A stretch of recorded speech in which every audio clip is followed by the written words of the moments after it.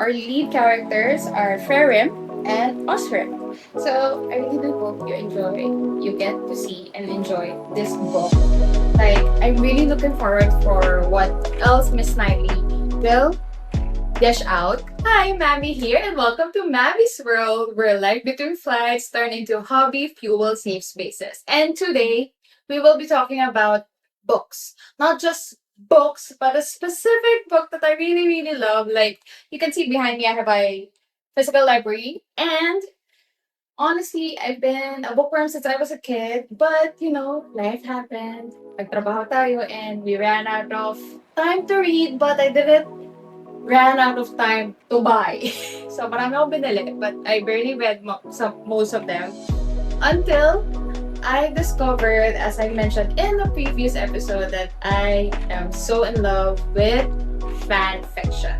And so, fan fiction, for those of you who are purists na parang fan fiction, okay, this is what it feels like. Imagine like you want to read, you want a new story, but you do not have the mental energy anymore to learn about new characters, new plots, and new world building and all that jazz, new laws and all that. So you decided na, I guess I can read about the same old characters that I've read, but maybe they can be in a coffee shop this time just to spice things up. And that's how fan fiction is. And specifically, I have this favorite fan fiction trope. It's people will hate me. It's Draco Malfoy and Hermione Granger, and I've been reading a lot of their fan fiction, and my most favorite fan fiction of that one is Draco Malfoy and the mortifying ordeal of being in love. So it is funny. I am not really into the very, very dark fan fiction. Hello, what do you call this? Hello, Manacled. I read that once, and I know I'm not gonna read that ever again. But for the mortifying ordeal, I read it so much, and that reading, that reading habit gave me a chance to get back into reading. And luckily enough, the author of the mortifying ordeal of being in love became traditionally published, and her book, The Mortifying Ordeal, was became the inspiration of a new story, and it's this one.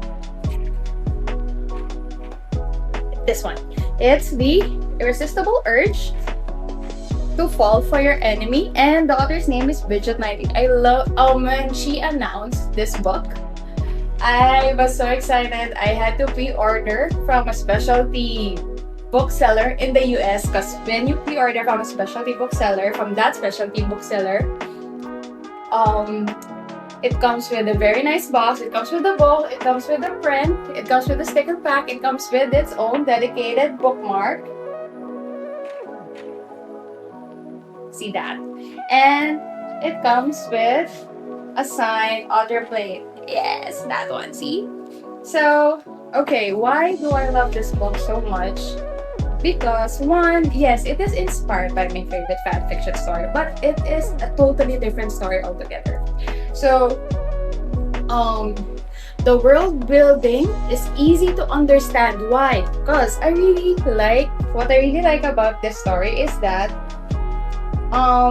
if you get confused with the world building, it has a nifty little guide at the back that describes everything, like the factions. So like, what are they again? Oh, right. So it's like when you leave a video game and you don't play for a long time, and then when you come back, you're like, where am I at again? It's like this book, but with the storyline and the plot. So like, if, for example, honestly, I didn't read this in one sitting. It took me like, say, 4 months to read this, because life happens, and I only read it before I sleep. So when I come back, I have to go back to the reference so that I stay on track. And I also like I really, really love here. There's a glossary of terms, which I really appreciate in fantasy stories. So of course they make their own terms, right? So the author, Miss Bridget, define the terms over here so I have something to get back to when I get confused. And next is it has a whole map. As you can see, it's the map of the UK. So it's um the story is set in an alternative future UK. So there are different references and the faction locations and all that jazz. And then we start with the story. The main line, the base of the story is inspired by, yes, the mortifying ordeal. As you can see, it's very Draco Malfoy coded with the white hair and the dark persona, and we have a girl here that looks somewhat like Hermione Granger. And I would just like to really encourage you to check out this book because it's really nice in the sense that it's funny. It's not pretending to be a high information fantasy story. It just has enough world building to give an idea that it's a unique world, but it focuses more on how it was written. Like the writing style of Miss Bridget is really funny and really she leans so much into dry and dark humor. I find it so funny. But if you are more of the conservative type and you do not like to hear about angel juices and pelvic disembowelment, then there are some parts here that are referring to that only as jokes, as literary jokes. But if that's okay, if that's your cup of tea, like mine, like I really love dry and dark humor, this book is for you. And if you may realize, my favorite fanfiction trope is Draco Malfoy and Hermione Granger, right? So it means I really love the enemies to lovers aesthetic, and this thick of a book, enemies, they only start to realize that are getting along with each other only by the last few pages. You're like the burn so slow that the scars are already healed, but they're still burning. If you know what I mean, it's really such a slow burn, and I love it. And for the conservatives out there, there is no sexy time in this book. This book is clean in that sense. But I do understand because this is part of a duology. That's why you only get the lovers part at the last few pages. Because the second half of this book, which will be released in July, it will be available in all major US platforms like Amazon, Barnes & Noble, Target, and all that jazz. Please check out her Instagram account, Bridget Knightley. That's literally her Instagram account. And oh my god, I really love this book, and I'm excited. Probably the second book will be more lovers and the conflict behind the actual story, and probably there's sexy time in there already. I'm not sure. Most probably yes, because from what I remember from reading The Mortifying Ordeal is that the sexy time part happens later on into the story. So what I really like about this story is it doesn't sell the idea that you have to have sex before you fall in love.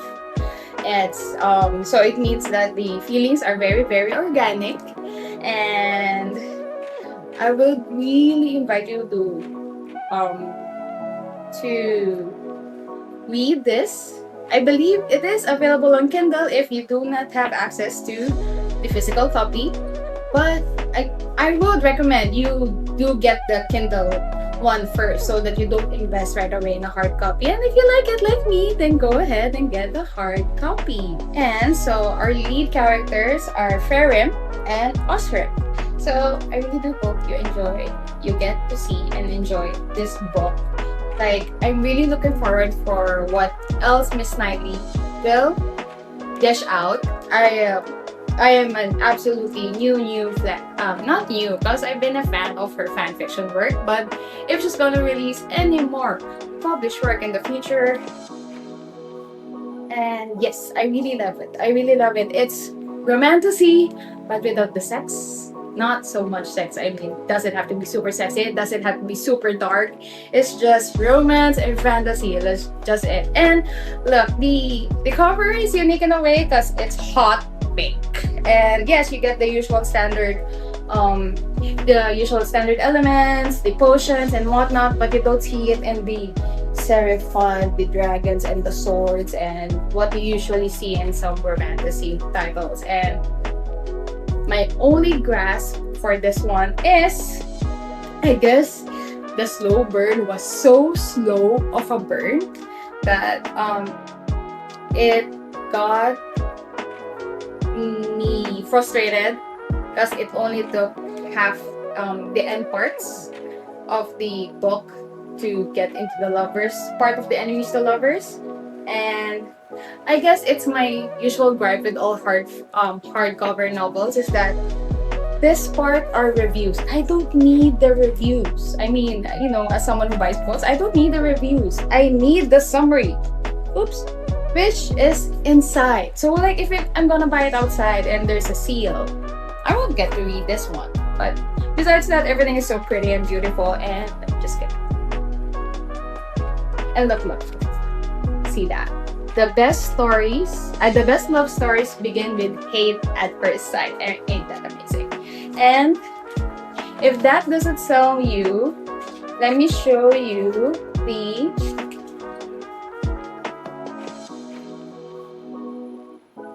the message of the author to its readers.